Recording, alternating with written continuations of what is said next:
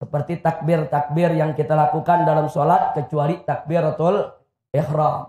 Nah, seperti juga zikir-zikir yang kita baca dalam ruku, dalam sujud. Nah, itu semua merupakan sunnah hayat. Yang andai kata kita lupa, kita tidak baca, nah itu tidak merusak sholat kita dan tidak perlu diganti dengan sujud sahwi. Nah, jadi saya tidak ingin membahas panjang lebar tentang apa itu rukun sholat, apa itu sunnah hayat, apa itu sunnah ab'ad. Akan terlalu panjang. Langsung saja kita kepada al-fiqhut tatbiqi.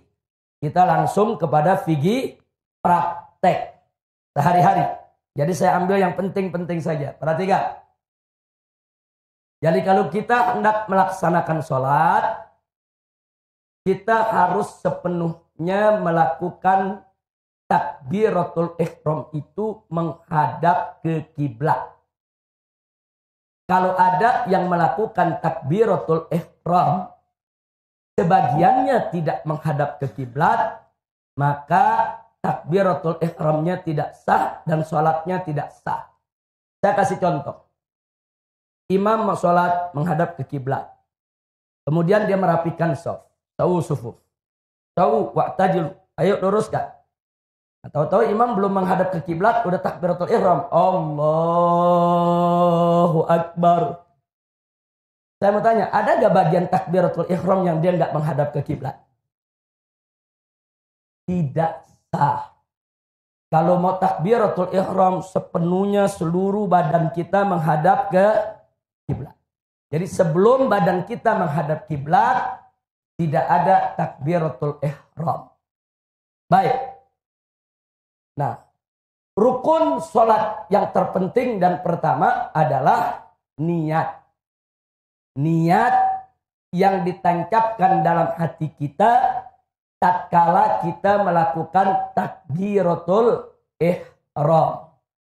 Jadi waktu Anda mengatakan usolli fardul isya'i arba raka'atin mustaqbilal kiblati adaan ma'muman lillahi ta'ala. Saat Anda mengucapkan niat tadi, Anda belum niat.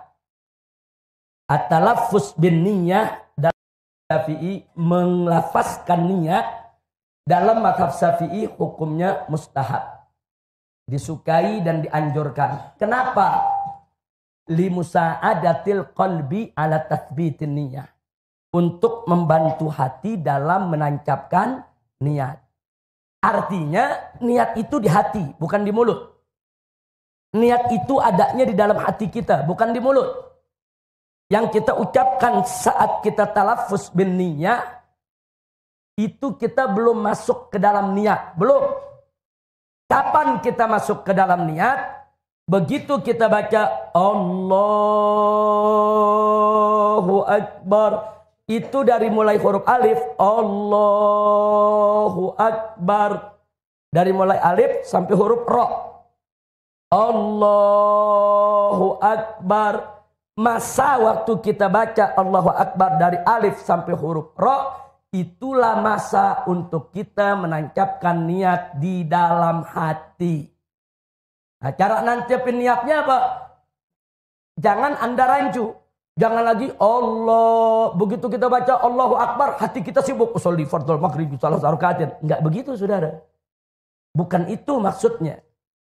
Tapi begitu kita baca Allahu Akbar, kita melakukan istihdaril qalb bis shalah. Kita menghadirkan hati kita di dalam sholat.